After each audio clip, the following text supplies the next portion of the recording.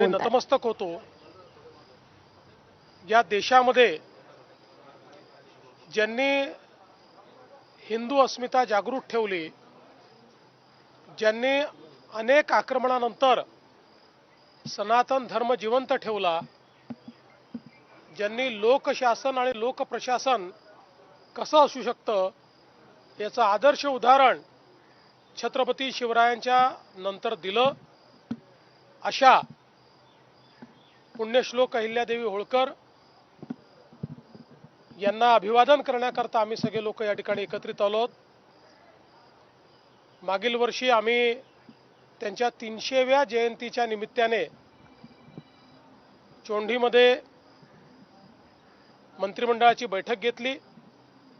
महाराष्ट्रातले जेवढी शक्तिस्थळ आहेत त्यांचं पुनर्निर्माण करण्याचा निर्धार आम्ही केला आणि मला सांगताना आनंद वाटतो की जे निर्णय इथे घेतले ती सर्व कामं आम्ही सुरू केलेली आहेत आणि इथलाही विकास आराखडा हा मंजूर झालेला आहे।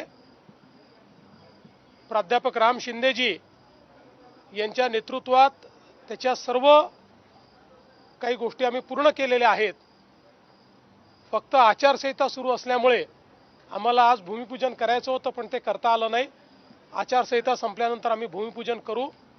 पण मला असं वाटतं की खऱ्या अर्थानं ज्यांनी राज्य कसं केलं पाहिजे याचा आदर्श आपल्यासमोर ठेवला त्या पुण्यश्लोक अहिल्यादेवींना मी नमन करतो।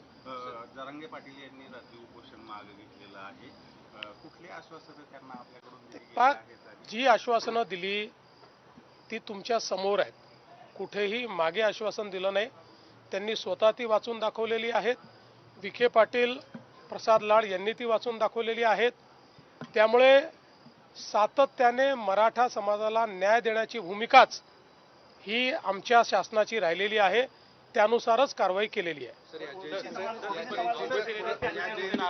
कुठेतरी ऑडिट होणं गरजेचं असल्याचं आमदार रोहित पवार यांनी म्हटलं। असं आहे की कशाचं ऑडिट केलं पाहिजे याचं खरं म्हणजे भान ठेवलं पाहिजे आणि इतक्या महत्त्वाच्या पर्वाला अशा पद्धतीनं राजकीय रूप देणं, राजकारण कुठे करायचं आणि कुठे करू नये याचं भान असावं एवढाच माझा सल्ला आहे।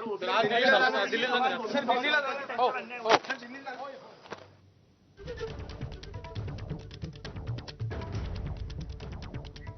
तर मराठा समाजाला आमची न्याय देण्याची भूमिका आहे अशी प्रतिक्रिया मुख्यमंत्री फडणवीसांनी दिलेली आहे। जरांगेंना दिलेली आश्वासनं जाहीर आहेत। मराठा समाजाला न्याय देण्याचीच आमची भूमिका आहे असं स्पष्टीकरण मुख्यमंत्री देवेंद्र फडणवीस यांनी दिलेलं आहे। त्याचबरोबर चौंडीमध्ये हाती घेतलेली सगळीच विकास कामं ही सुरू केलेली आहेत। आचारसंहितेमुळे काही कामांचं भूमिपूजन करता आलेलं नाही अशी माहिती देखील फडणवीसांनी दिली आहे। अनेक विकास कामं ही सुरू झालेली आहेत, मात्र आचारसंहिता लागू आहे आणि आचारसंहिता संपल्यानंतर या सगळ्याच कामांचं भूमिपूजन केलं जाईल अशी प्रतिक्रिया मुख्यमंत्री देवेंद्र फडणवीस यांनी माध्यमांशी बोलताना नुकतीच दिली आहे।